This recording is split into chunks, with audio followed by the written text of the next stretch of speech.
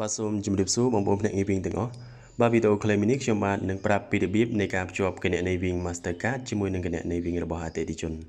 បាទចឹងជាដំបូងគឺយើងត្រូវចុចចូលទៅលើកម្មវិធី WCH eKYC ដែលកម្មវិធីនេះគឺជាកម្មវិធីមើលសាររបស់បងប្អូនបាទចឹងយើងចុចលើវាមកបន្ទាប់មកយើងចុចនៅលើត្រេ3ខាងឆ្វេងខាងលើ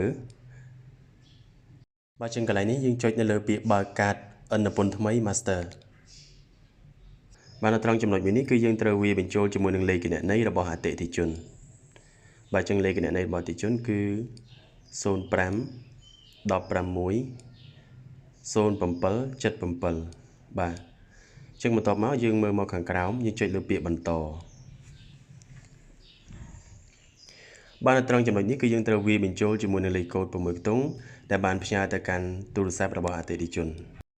បាទចឹងនៅពេលដែលយើងបានទទួលសារលេខកូដ6ខ្ទង់ដែលផ្ញើចូលដោយធនាគារវិញហើយយើងត្រូវយកលេខកូដ6ខ្ទង់ហ្នឹងមកវាបញ្ចូលនៅត្រង់ចំណុចនេះបាទលេខកូដហ្នឹងគឺ13 51 25បាទបន្ទាប់មកយើងចុចពាក្យផ្ទៀងផ្ទាត់នៅខាងក្រោមអញ្ចឹងនៅត្រង់ចំណុចនេះគឺវាទាមទារឲ្យយើង scan កញ្ចប់កាតថ្មី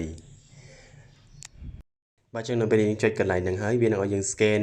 កញ្ចប់កាត Wing Mastercard របស់អតិថិជនបាទដោយសារកញ្ចប់កាត Wing Mastercard របស់ខ្ញុំនេះខ្ញុំបានថតទុកនៅក្នុងទូរស័ព្ទដៃចឹងយើងធ្វើការ scan ជាមួយនឹង barcode នៅលើកញ្ចប់កាតហ្នឹងមកបាទបន្ទាប់ពី scan មកវានឹង load មកផ្ទាំងមួយនេះចឹងត្រង់ចំណុចមួយនេះគឺយើងមើលមកខាងក្រោមយើងចុច tick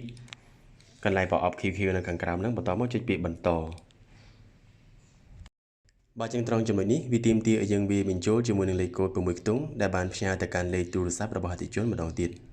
បាទចឹងលេខកូដគឺ54 80 60បន្ទាប់មកយើងចុចពាក្យផ្ទៀងផ្ទាត់នៅខាងក្រោមបាទចំណុចនេះបងប្អូនត្រូវវាបញ្ចូលជាមួយនឹងលេខកូដសង្វាក់4ខ្ទង់របស់ភ្នាក់ងារវិញ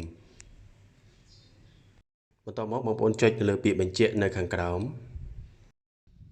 បាទចឹងត្រង់ចំណុចនេះមានន័យថាការភ្ជាប់ Wing Mastercard ជាមួយនឹងគណនីវិញទទួលបានជោគជ័យបាទចឹងបងប្អូននឹងទទួលបានកម្រៃជើងសារ$1